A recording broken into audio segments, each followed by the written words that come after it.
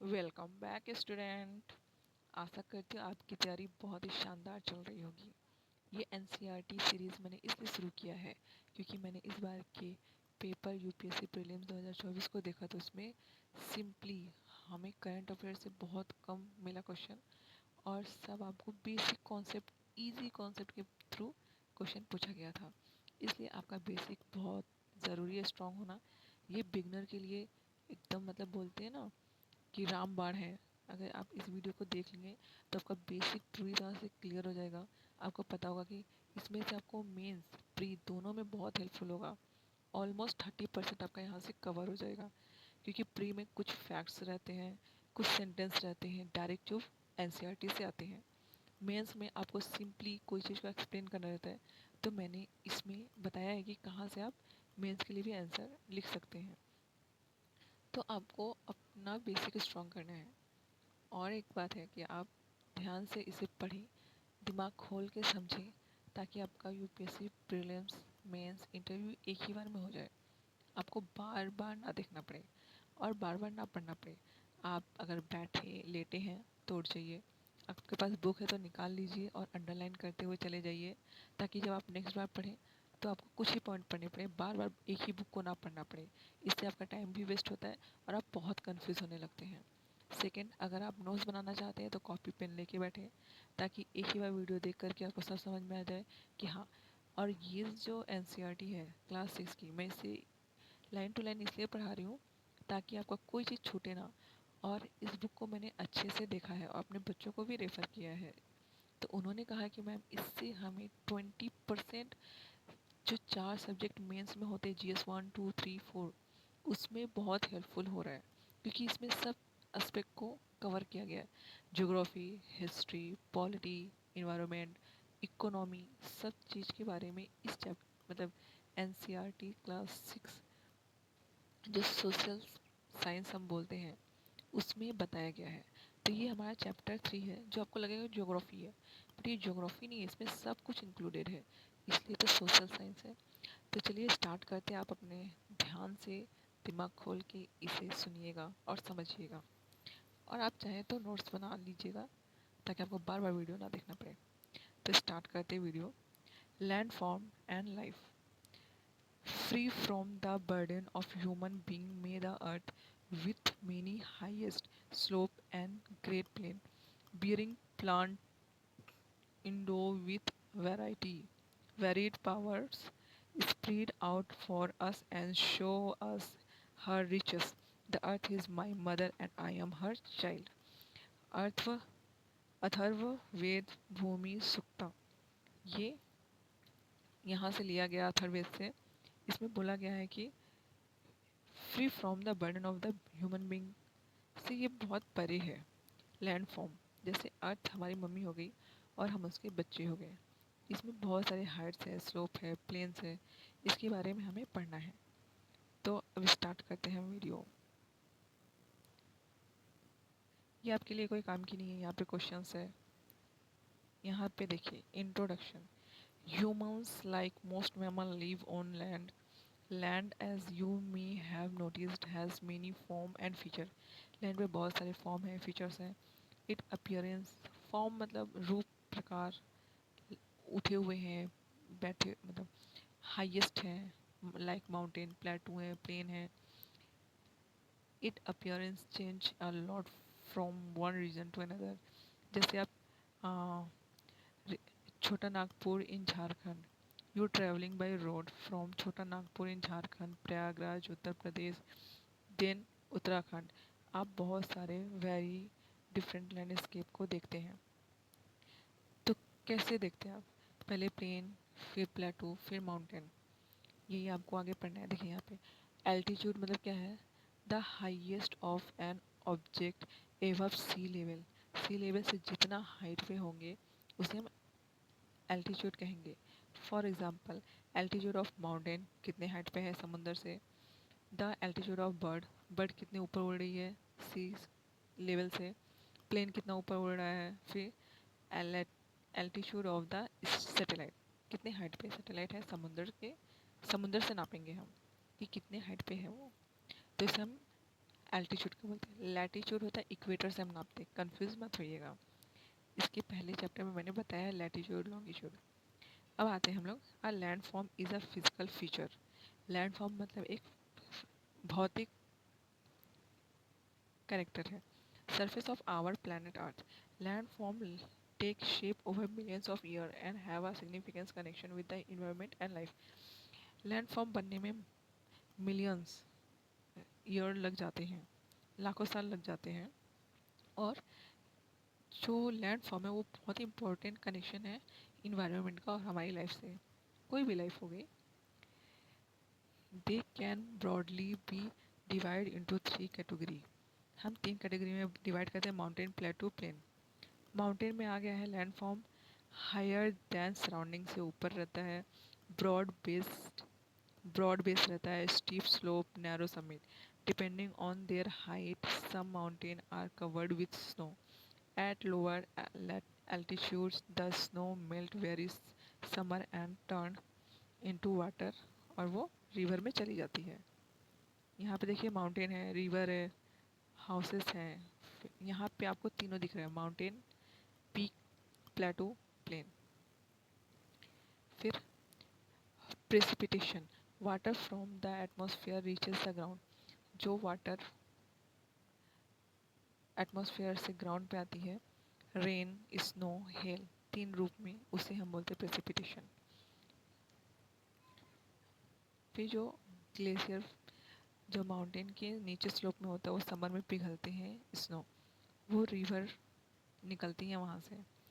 At high altitude the snow may never melt leaving the mountain permanently snow cap. जो high altitude पे है वो permanently snow होता है वहाँ पे। हिल्स क्या होती है, लोअर हाइट होती है। हाईलैंड होता है जो लोअर हाइट की होती है, लेस स्टीप स्लोप होता है। देन आते हैं प्रेसिपिटेशन, ये तो आपने पढ़ा ही है कि हर जगह प्रेसिपिटेशन अलग होता है, आप इसे पॉज करके पढ़ सकते हैं। फिर यहाँ पे आपको माउंटेन्स दिख रहे हैं, mount Everest, mount Aconcagua, mount Kilimanjaro, mount Blanc, mount Kanchenjunga, mount Anamudi. यहाँ पे 6 माउंटेन के बारे में, दुनिया के 6 माउंटेन के बारे में बताया गया है। फिर most of the world mountain are group in mountain ranges. जो ग्रुप ऑफ माउंटेन होता है उसे रेंजेस कहते हैं। For example Himalayas group of mountain है, माउंटेन रेंजेस होते हैं। In Asia Alps, in Europe Andes, in South America. Some of this ranges stretch from thousand of kilometre, बहुत लंबे में फैले हुए हैं, थाउजेंड्स किलोमीटर। आप यहाँ पे देख सकते हैं 6 माउंटेन रेंजेस को। Shows picture of 6 mountain of the world. Mount Everest between Tibet and China. Mount Everest कहाँ है, तिब्बत और चाइना के बीच में है। Then Kanchenjunga between Nepal India state of Sikkim are two highest peak of the Himalayan range. जो Himalayan range के 2 highest peak हैं वो है आपके माउंट एवरेस्ट एंड कंचनजंगा। फिर माउंट कॉन्कागुआ साउथ अमेरिका में highest peak of Andes. Andes mountain का सबसे हाईएस्ट पीक है mount Aconcagua, sorry for pronunciation.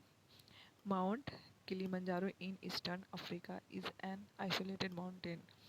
जो अफ्रीका में है किलिमंजारो, वो आइसोलेटेड माउंटेन है, इसमें रेंजेस नहीं है। Mount blank in western Europe is the highest mountain in Alps. Anamudi in Kerala, also known as Anai Peak, it is the highest mountain in South India में सबसे highest mountain है। फिर आप आते हैं माउंटेन फॉरेस्ट, किसे कहते हैं, a type of forest that grow in mountain region. एक फॉरेस्ट है जो माउंटेन रीजन में होता है, वह मतलब जंगल जो माउंटेन में होता है। ये सब आपको डेफिनेशन में आप यूज़ कर सकते हैं, नहीं तो प्रिलिम्स में आपको डायरेक्ट स्टेटमेंट के रूप में आ जाएगा। फिर मोसस क्या, small green plant without flowering flowers और true root often spreading in a cushion like cover, एक काई टाइप का फैला हुआ, लेकिन a plant like organism that generally cling to rock wall और ट्री पे मिलता है, उसको लाइकन कहते हैं। फिर mountain well tall and sharp peak, like Himalaya relatively young है। Earth history still million years ago. हम हिमालयन माउंटेन को यंग बोलते हैं बट ये फिर भी मिलियन ईयर एगो पहले की बात है। फिर अरावली जो माउंटेन है वो older have been rounded by erosion, वो बहुत पुराना है और वो अभी इरोजन की वजह से वो माउंटेन दिखता भी नहीं है। अरावली रेंजेस जो दिल्ली साइड में मिलती है आपको। Sometime as with the Himalaya uplift as well as erosion continue to this day, you will learn more in science about such process. आप इसके बारे में कि कैसे इरोजन होता है ये आप साइंस में पढ़ेंगे। फिर माउंटेन इन्वायरमेंट के बारे में बताया हुआ है कि फॉरेस्ट जो होते हैं उन्हें माउंटेन फॉरेस्ट बोलते हैं। फिर कोनीफर मतलब वहाँ पे कैसे ट्रीज मिलते हैं, कोनीफर जैसे पाइन, स्प्रूस, देवदार, कॉमन कोनीफर ट्रीज हैं। कोनीफर ट्रीज कैसे होते हैं, टॉल होते हैं, कोन शेप के होते हैं। And it is a higher altitude this tree give way to grasses mosses lichen. और हाईएस्ट एल्टीट्यूड पे जाएंगे तो हमें पहले ग्रास, पहले ट्री मिलेंगे, फिर ग्रासेस, फिर मॉसेस, फिर लेचन लाइकेन। फिर कालिदास ने अपने पोयम में कुमार संभव में बताया है, in the north rise Himalaya the Lord of mountain like a living god who measure the earth and stretch from the western to the eastern ocean। ये एक गॉड की तरह है जो वेस्टर्न मतलब पश्चिम से पूर्व के ओशियन तक फैले हुए हैं। From in from it the wind come down carrying spray from descending Ganga shaking the deodar tree opening the peacock tail fur. ये बारिश के सीज़न के बारे में बताया हुआ है। फिर आप यहाँ पे देखते हैं ये कुछ हिमालयन एनिमल्स हैं, फौना है। फ्लोरा मतलब होती है आपका प्लांट, फौना मतलब होता है एनिमल। तो ये कुछ फौनाज हैं जो आपका जैसे यहाँ पे हो गया पेरिग्रीन फाल्कन, हिमालयन ताहर। फिर यहाँ पे mountain hare, golden eagle, Canadian lynx, yak, ibex, grey fox, leopard, black bear, a few mountain animal. फिर आपको यहाँ पे मिलते हैं deep forest flowing river, lakes, grassland, and cave in the mountain are home to diverse fauna. For instance, the golden eagle। मतलब जो mountain है वो डीप फॉरेस्ट है, ग्रासलैंड है, केव है, वो बहुत सारे फौना का घर है। फौना मतलब एनिमल्स के घर है। तो बहुत ही इम्पोर्टेंट है। जैसे एग्जांपल फॉर इंस्टेंट मतलब एग्जांपल गोल्डन ईगल हो गया, पेरिग्रीन फाल्कन हो गया, कैनेडियन लिंक्स हो गया, स्नो लेपर्ड हो गया, ईटीसी मतलब Himalayan tahr, the mountain hare, yak, grey fox, ये सब। फिर यहाँ पे है Ganga, largest river originated from Himalaya. वो 2500 किलोमीटर लॉन्ग है, 2500 किलोमीटर लॉन्ग है। इसकी बहुत सारी ट्रिब्यूटरीज है, यमुना, घाघरा, जो कि ओरिजिनेट होती है हिमालय से, but Son and Son Vindhya range से ओरिजिनेट होती है, साउथ प्लेन ऑफ गंगा में मिलती है। फिर ये है देखिए terrace farming in north India. North India में माउंटेन के ऊपर जो फार्मिंग होती है उसे टेरेस फार्मिंग कहते हैं। टेरेन किसे कहते हैं, पीस और stretch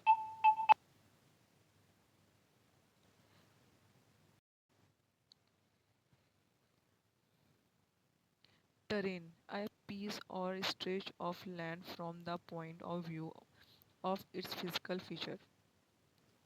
Life in the mountain मतलब जो piece of stretch land है physical feature का, मतलब the mountain terrain is usually rough and has steep slope। This mean that regular farming can only be precise in some valley, किसी valley में, सब जगह नहीं हो सकता ये। ऐसा स्टेयर टाइप का cultivation is practice on slope by cutting step into slope. Step को कट करके, स्लोप को स्टेप वाइज कट करके फार्मिंग होती है, उसे बोलते हैं ट्रेस फार्मिंग। वैली मतलब क्या, आ लोअर एरिया बिटवीन हिल और माउंटेन, माउंटेन और हिल के बीच में जो थोड़ी सी लिटिल एरिया होती है उसे हम वैली बोलते हैं। आ रिवर और स्ट्रीम फ्लोइंग थ्रू इट, यहाँ से रिवर और पतली सी नदी बोल सकते हैं वो फ्लो होती है। फिर आ गया आपका ट्रेस फार्मिंग में हम क्या कर सकते हैं, mountain region of the world herding is preferred. कहीं कहीं एग्रीकल्चर होता है, नहीं तो अधिकतर जो दुनिया में माउंटेन रीजन है वहाँ पे हर्डिंग होती है, मतलब पस्टोरल एग्रीकल्चर होता है। टूरिज्म जो है main important source of income होता है जो माउंटेन पीपल होते हैं उनके लिए। The crisp mountain air and scenic beauty attract many tourist. Some tourists also go to the mountain for sports like skiing, hiking, mountaineering, paragliding. For many centuries, people travel this upland for pilgrimage to holy site, but excessive inflow of visitor can also put the fragile mountain environment under pressure. It is often difficult to find the right balance. अभी भी balance करना मुश्किल हो गया क्योंकि बहुत सारे tourism Himalaya के पास जाते हैं बहुत सारे एक्टिविटीज़ करने, वहाँ पे पोल्यूशन करते हैं, वहाँ की जो एनवायरनमेंट है डिसबैलेंस हो जाती है। और डोंट मिस आउट, मतलब बचेंद्री पाल एक महिला थी जिन्होंने, मतलब फर्स्ट महिला थी start climbing mountain. She was the first Indian women to climb Mount Everest 1984 में। इन्हें पद्मश्री मिला था और पद्म भूषण भी मिला था 2019 में। फिर अरुणिमा सिन्हा जो थी वो भी बचेंद्री पाल से प्रभावित होकर उन्होंने माउंट एवरेस्ट 2013 में माउंट एवरेस्ट क्लाइम किया था और इन्होंने बहुत सारी चोटियों को, बहुत सारे हाईएस्ट पीक पे क्लाइम किया है, इंक्लूडिंग अंटार्कटिका। वहाँ पे भी इन्होंने माउंट पे चढ़ाई किया है, क्लाइम किया है, मतलब चढ़ाई किया है। फिर आप यहाँ पे देखते, यहाँ पे जो डेफिनेशन है वो आपको स्टेटमेंट और आप मेंस के आंसर में यूज़ कर सकते हैं और प्रीलिम्स में आपको स्टेटमेंट के रूप में मिल जाएंगे। तो आप ध्यान से पढ़ें, आप चाहे नोट्स बना लें और अपने बुक में अंडरलाइन कर लें। ये है फ्लैश फ्लड, मतलब a sudden local flood often caused by a cloud burst. Sudden flood आना मतलब अचानक से इतनी सारी बारिश होना कि वहाँ पे बाढ़ आ जाए, तो उससे बोलते हैं फ्लैश फ्लड, अचानक से बाढ़ आना। लैंडस्लाइड मतलब क्या होते हैं कि a sudden collapse of mass of earth और rock from a mountain side. जो माउंटेन साइड से जो उनका हिस्सा है भूमि का वो थोड़ा अलग हो जाना, गिरना, हिस्सा गिरना भूमि का, उसे बोलते हैं लैंडस्लाइड। जैसे आप फिगर में देख भी पा रहे हैं कि यहाँ पे रोड था, वो रोड दिख नहीं रहा है, मतलब वो चला गया वहाँ से, तो इसको बोलते हैं लैंडस्लाइड होना। एवलांचेस मतलब a sudden fall of snow, snow का, snow ice rock from a mountain, mountain से जो स्नो आइस रॉक मतलब अमाउंट में गिरना, उसे बोलते हैं एवलांचेस। आपने टीवी मूवीज़ में देखे होंगे कि कोई आइस वाली मूवी है जिसमें हर जगह बर्फ़ ही बर्फ़ है, तो वहाँ पे बर्फ़ के तूफान आते हैं, उसे एवलांचेस कहते हैं। फिर cloud burst a sudden violent rain storm, भयानक बारिश का होना, और वायलेंट स्टॉर्म मतलब तूफान आना। हैवी स्नोफॉल, क्लाउड बस्ट, अचानक से बारिश होना तूफान के साथ। फिर कोल्ड वेदर। फिर don't miss out, many traditional communities around the world consider mountain to be secret place, worship them, पूजा करते हैं उनकी। फिर Tibetan call, Chomolungma which mean mother goddess of the world, Himalaya को चोमोलुंगमा कहते हैं तिब्बतन लोग। फिर नेपालीज सागर माता कहते हैं हिमालय को, goddess of sky, similar mountain Kailash in Tibet is held sacred by follower of Hindus, Buddhism, Jainism, Bon. Such reverence of for mountain summit is also found elsewhere in India as well as in other part of the world. यहाँ पे summits होते थे, धर्म summit. फिर plateaus के बारे में आपको, plateau is a landform rise up from the surrounding land and has a more or less flat surface. Some of its sides are often steep slope like mountain. Plateau can be younger or older in terms of Earth's history. Mountain की तरह ये पुराना नया दोनों हो सकता है। For two example of plateau are the Tibet Plateau, largest highest plateau in the world. फिर Deccan Plateau, highest plateau can vary from a few hundred meter to several hundred meter. Don't miss out. Tibet plateau, altitude है उसका 45,000 metre, 4500 metre, which explain why is has nickname roof of the world. Tibet plateau का दूसरा नाम है roof of the world. Distance from Chandigarh to Kanyakumari, ये बहुत लंबे 2500 kilometre तक फैला हुआ है। दक्कन प्लेटू है सेंट्रल एंड साउथ इंडिया में, is one of the oldest plateau in the world, oldest plateau है। फिर like mountain plateau are rich in minerals deposits, store house of minerals इसे भी कहते हैं। Mining is a major activity on plateaus, world largest mine are found, for example east Africa Plateau is famous for gold and diamond mining. India huge reserve of iron, coal, manganese are found in the Chota Nagpur Plateau. The plateau environment is very diverse across the world. Many plateaus have a rocky soil which make them less fertile than plain plateau. Plato environment Rocky soil से बना होता है तो ये fertile बहुत कम होता है। But जो प्लेटो वल्केनिक एक्टिविटीज से बनते हैं वो ब्लैक सॉइल में रिच होते हैं। फिर भी ये मेनली एग्रीकल्चर की यूज़ कम आता है और इसमें हम लोग माइनिंग ज़्यादा करते हैं क्योंकि इसमें मिनरल्स ज़्यादा मिलते हैं हमें।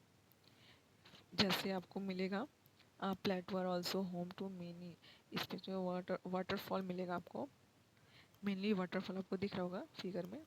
Victoria fall on Zambezi river in South Africa, the Hundru fall on the Subarnarekha river in Chota Nagpur plateau and the Jog fall on the Sharavati Sharwati River in the Western Ghat, as are a few such waterfalls. The Nohkalikai Fall drop down 340 metre from the Cherrapunji plateau Meghalaya में।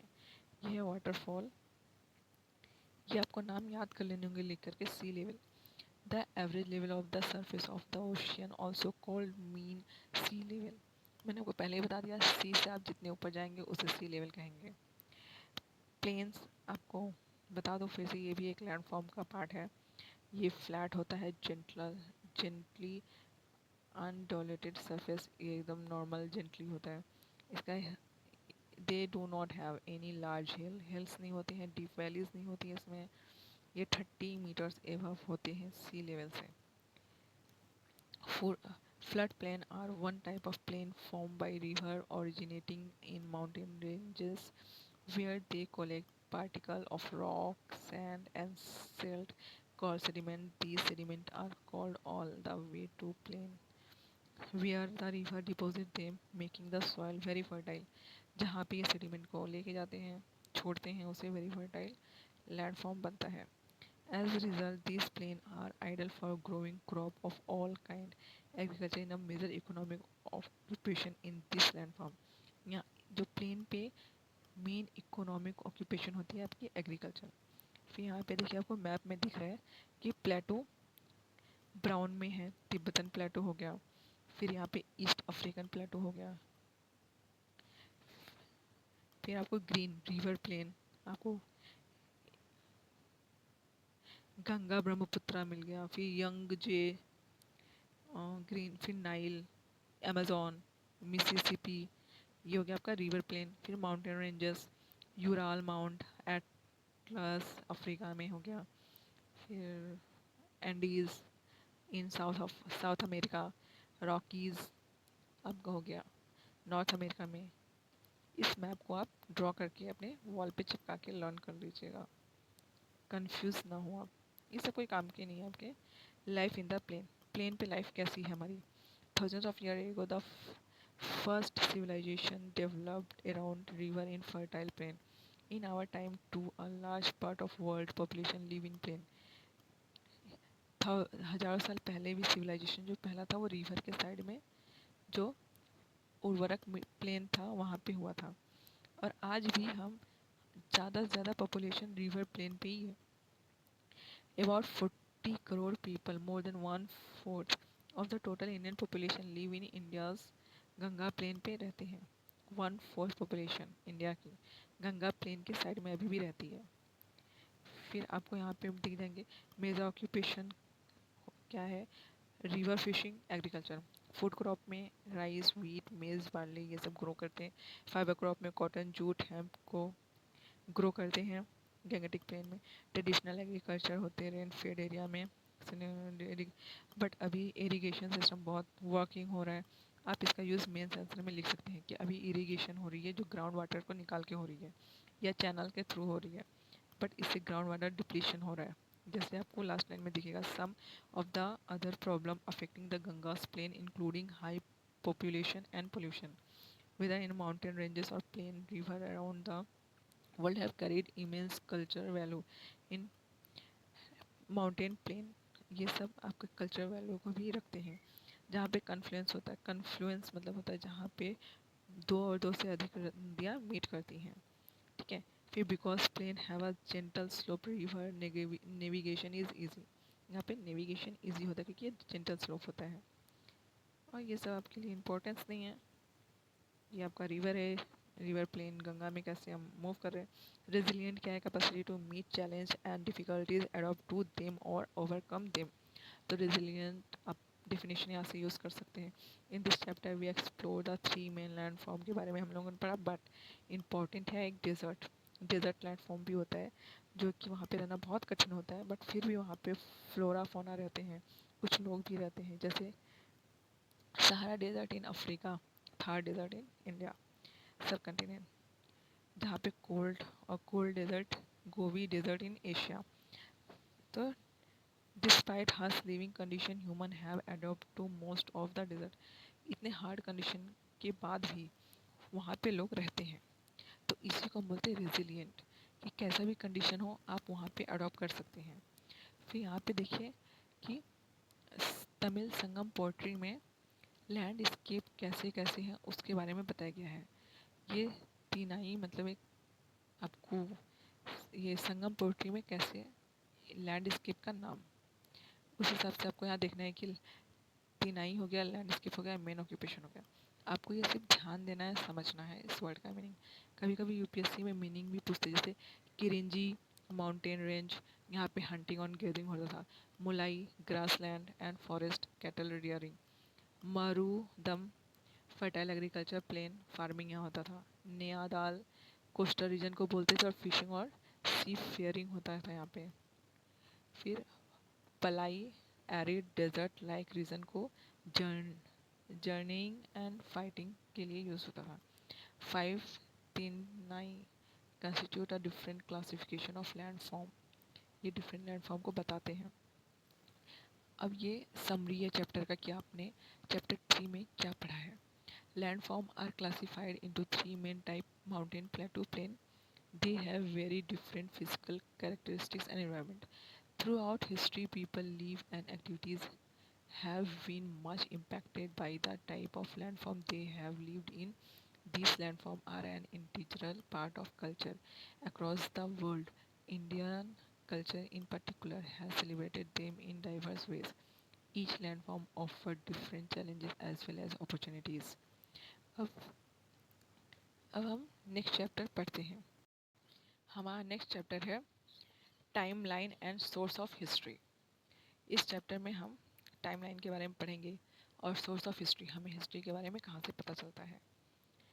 मैंने कहा ना आपको class 6 NCERT की book से आपको जो 4 है जीएस मेंस में पेपर्स, जीएस 1 2 3 4, उसमें आपको history, geography, polity, economy, environment science, आपको सब इसमें बेसिक कॉन्सेप्ट क्लियर हो जाएंगे।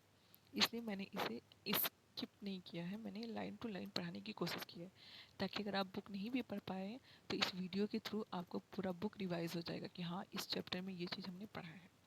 इसलिए मैंने ये प्रोसेस यूज़ किया है। मैं अपने बच्चों को भी ऐसे ही पढ़ाती हूँ। तो timeline and source of history, तो E.H. कार्ड ने कहा है, history is an under unending dialogue between the present and the past, between the society of today and society of yesterday. We can fully understand the present only in the light of the past. History unending है, present past अभी हम बात करेंगे। तो हमें आज को समझने के लिए हमें अपने पास्ट को समझना बहुत ज़रूरी होता है। ये E.H. कार ने कहा। ये कोट आप मेंस के एंसर राइटिंग में यूज़ कर सकते हैं। ये आपका है national museum New Delhi such museum preserve objective from the past such as statue coin ornament all of which help us understand our history। यहाँ पे सब कुछ आपको मिलेगा जो हमें हिस्ट्री को समझने में मदद करते हैं। ये आपके काम का नहीं है, ये भी आपके काम का नहीं है। यहाँ से स्टार्ट होता है। हिस्ट्री क्या है? The study of the human past. Simple definition, history क्या है? Study of human past. फिर यहाँ पे बताया गया कि earth has a very long history of which we human occupy only a teeny part, the most recent one। Earth का बहुत पुराना हिस्ट्री है, बट हम जो ह्यूमन है उनका छोटा सा ही पार्ट अभी तक हम हैं, पढ़ेंगे। जैसे आपको ये फिगर दिख रहा है, यहाँ पे जो ब्लू है, लाइट ब्लू, वहाँ से बिलियन ईयर एगो की बात कही गई है। जैसे अर्थ 4.54 बिलियन, फिर फर्स्ट सेल आया, उसके बाद 2.33 में एटमॉस्फेरिक ऑक्सीजन बना, 1 बिलियन बैक्टीरिया, फिर मिलियन ईयर एगो 705, फिर सब ट्रीज आए, फिर vertebrates, amphibian, shark, reptiles, bird, mammals, flower, Beed. ये सब आप फिगर में नोटिस कर सकते हैं। ये एज अ कॉन्सेप्ट क्लियरेंस। फिर आगे हम पढ़ते हैं many people study the history of the अर्थ। बहुत सारे लोग हिस्ट्री ऑफ द अर्थ पढ़ते हैं और कुछ कुछ लोग स्टडी करते हैं। जैसे कौन लोग अर्थ की स्टडी करते हैं? जियोलॉजिस्ट, पैलेंटोलॉजिस्ट, अर्थ एंथ्रोपोलॉजिस्ट और आर्कियोलॉजिस्ट। यहाँ पे चारों के डेफिनेशन है। यहाँ पे देखिए, जियोलॉजिस्ट है study of the physical feature of the earth like the soil, stone, hill, mountain, river, sea, ocean, other such part of the earth. जो जियोलॉजिस्ट है वो स्टडी करते हैं सॉयल, स्टोन, हिल्स के बारे में, माउंटेन, रिवर के बारे में, नदियों के बारे में, समुद्र के बारे में, सागर के बारे में, इन सब के बारे में तो जियोलॉजिस्ट हो गए। फिर पैलियोनो पैलियोनो पैलियोंटोलॉजिस्ट, sorry for pronunciation, study the remain of the plant, animals, human from the million of years। मतलब जो अवशेष हैं, फॉसिल्स हैं, अवशेष जो सेडिमेंट में दब जाते हैं एनिमल्स, उन्हें अवशेष बोलते हैं। जैसे हड्डियाँ मिली ह्यूमन के, एनिमल्स के, प्लांट्स के, तो उसका स्टडी करना उसको बोलते हैं पैलियोंटोलॉजिस्ट। एंथ्रोपोलॉजिस्ट, ये बुक भी एंथ्रोपोलॉजिस्ट की जो स्टूडेंट है उनको बहुत हेल्पफुल होगा। इसे ध्यान से पढ़ें, सुने, समझें। Study human societies and culture from the oldest time to the present. Study करना ह्यूमन सोसाइटी को from present, past to present. Archaeologist study the past by digging up remain that people, plant, animal left behind. Archaeologist सभी चीज़ों को डिग करते हैं, ढूंढते हैं, उसको सर्च करते हैं। वो कुछ भी हो सकता है, पीपल हो सकता है, प्लांट, एनिमल, कुछ भी जो भी बच चुका है अभी पास्ट में, उनको मतलब ज़मीन से निकालते हैं, फिर उस पर सर्च करते हैं। फिर how is the time measured in history? तो ईरा कहते हैं डिस्टेंट पीरियड ऑफ टाइम।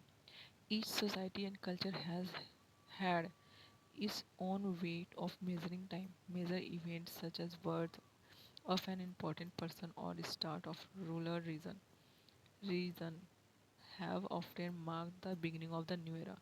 जैसे, और फिर है एक at present Gregorian calendar is common use worldwide. जो हम अभी यूज़ करते हैं कैलेंडर, उसका नाम है Gregorian calendar. The calendar now use the world over, it has 12 month adding up to 365 days. जो अभी हम यूज़ करते हैं कैलेंडर, वो कैलेंडर के बारे में बोला गया। A leap year every 4 year, however century year for example. इतना नहीं पढ़ना है आपको। फिर calendar is common use Hindu, Muslim, Jews, Chinese, इन सब के अलग अलग कैलेंडर होते हैं। फिर कैसे हम टाइमलाइन कहते हैं, एडी मतलब आफ्टर डोमेन। जैसे common era, CE common era, जैसे जिससे जीसस बर्थ के हिसाब से हम एडी बोलते हैं। बाद में बीसी मतलब बिफोर कॉमन एरा। तो यहाँ पे आपको दिख ही जाएगा। इतना आपको डेफिनेशन नहीं पूछेंगे, सिर्फ आपको अंडरस्टैंडिंग होनी चाहिए। जैसे यहाँ पे फिगर में आपको दिख रहा है टाइमलाइन कि 3 लाख BC, फिर 40,000 BC, 14,000 BC। तो आपको यही मतलब बिफोर कॉमन एरा। फिर आप यहाँ पे लेट एक्सप्लोर, हाँ यहाँ पे थोड़ी सी इंपॉर्टेंट है कि ये जो आप कैलकुलेशन कर रही थी इस बार ग्रिगोरियन कैलेंडर में ईयर जीरो नहीं है। जैसे 1 C आता है 1 BC के बाद, तो यहाँ पे ज़ीरो नहीं है, तो इतना इसमें कैलकुलेशन नहीं करना है। और ये टाइमलाइन है, आप चाहें तो इसका मैप बना लें कॉपी में, क्योंकि ये आपको समरी करने में मदद करेगा, जैसे प्रीलिम्स में ये बहुत हेल्प करेगा। फिर टाइमलाइन, टाइमलाइन आपको बताया मैंने कि टाइमलाइन एक mark such event sequence of date event covering any particular period. इस फ्यू इम्पोर्टेंट लैंडमार्क है, जैसे यहाँ पे आपको दिख रहा है कि हमने सिर्फ ज़्यादा डेट नहीं डाले, लेकिन फिर भी ये है पास्ट फ्यूचर। तो यहाँ पे देखिए a timeline also help in understanding the order in which historical event take place. For example, even without looking at date, बिना डेट देखे हम बता सकते हैं कि Buddha come before Jesus, Buddha come before Jesus, Jesus के पहले बुद्धा आए थे, फिर आज है, फिर फ्यूचर होगा हमारा। Don't miss out. जैसे हम एक ईयर बोलते हैं, डीके बोलते हैं 10 ईयर को, सेंचुरी 100 ईयर को बोलते हैं, फिर यहाँ पे मिलियन मिलेनियन बोलते हैं 1000 ईयर को, और इसमें कुछ इंपॉर्टेंस नहीं है। फिर डोंट मिस आउट, यहाँ पे कैलेंडर के बारे में बताया गया कि जो पंचांग कैलेंडर है वो सबसे ओल्डेस्ट है, जो इंडिया में आज भी यूज़ होता है। इसमें सब कुछ बताया जाता है, एस्ट्रोनॉमिकल डेट होता है, फिर सोलर लूनर इक्लिप्स होता है, सनराइज सनसेट का टाइमिंग होती है इसमें। पंचांग still widely use in India, अभी भी यूज़ हो रही है इंडिया में।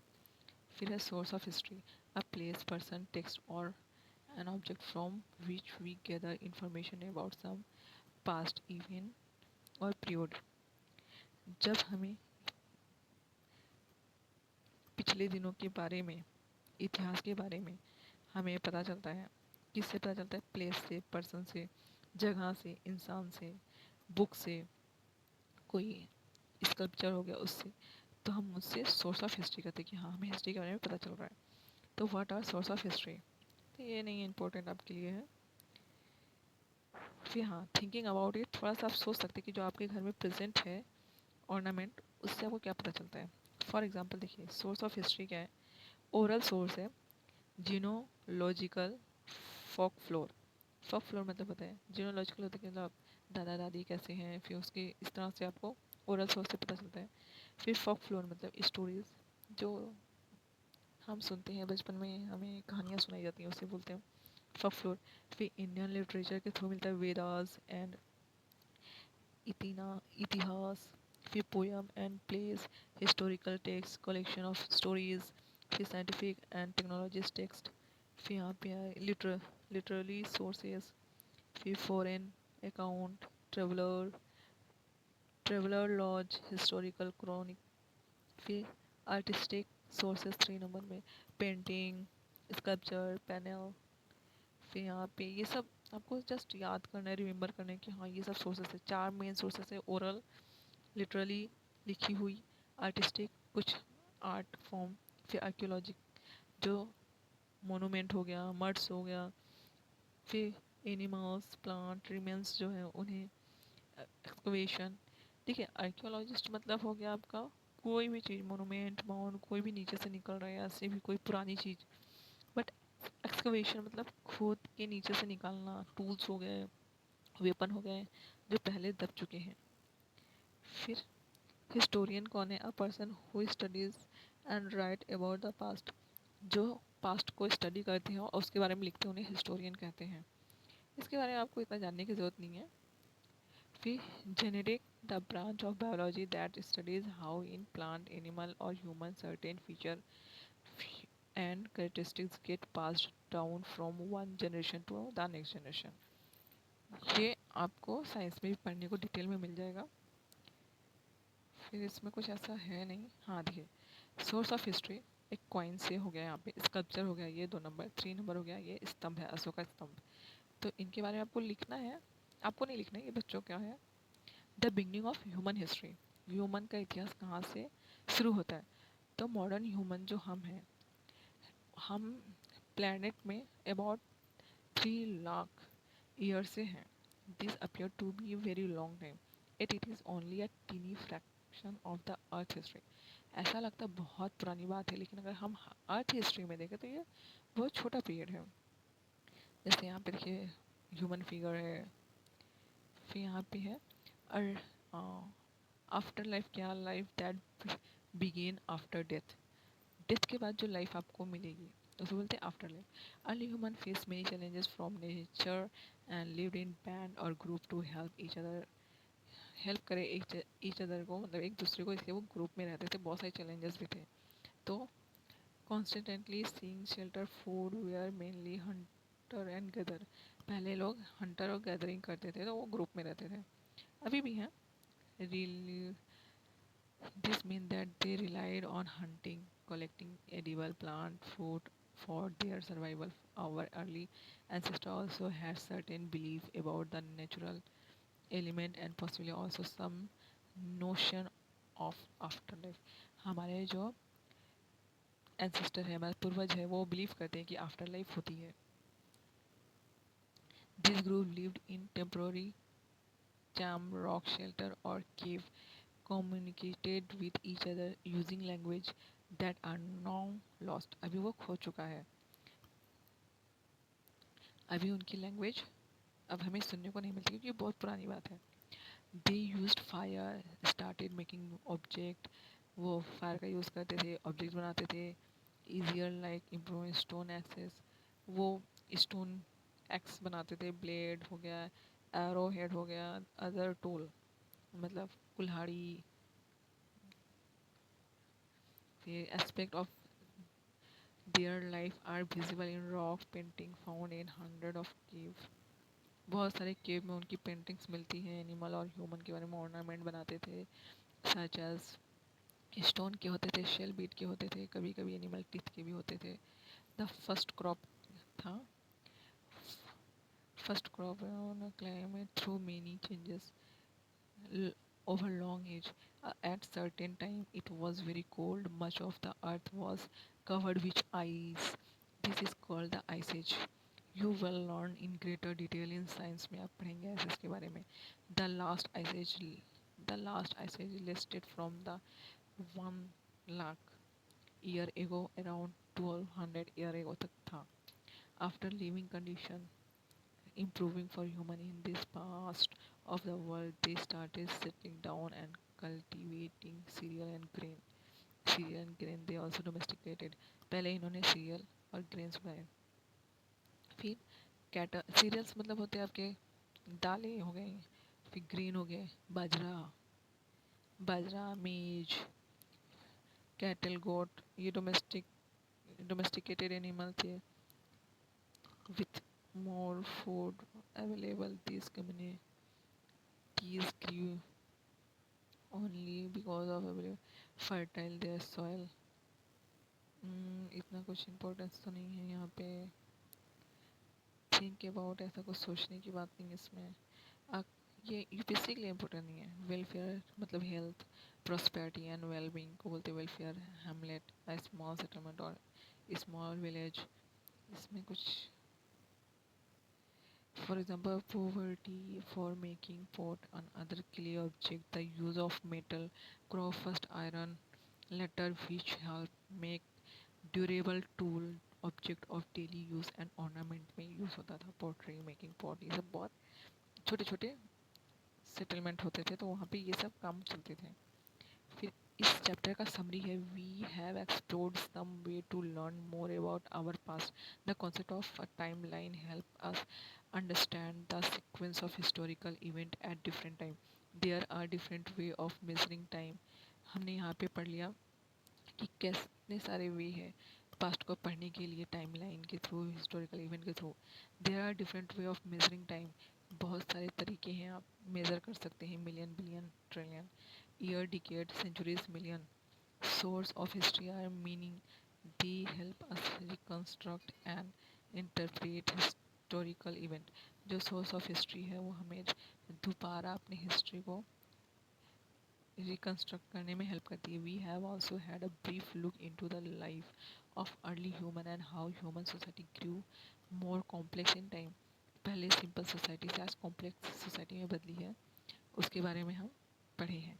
इस चैप्टर को आप पॉज करके धीरे धीरे पढ़ सकते हैं। ये वीडियो बहुत लंबा हो जाएगा, इसलिए हम नेक्स्ट चैप्टर मतलब चैप्टर 5 हम नेक्स्ट वीडियो में पढ़ेंगे। आप इस वीडियो को नोट्स बना लें। थैंक यू, मिलते हैं नेक्स्ट वीडियो में।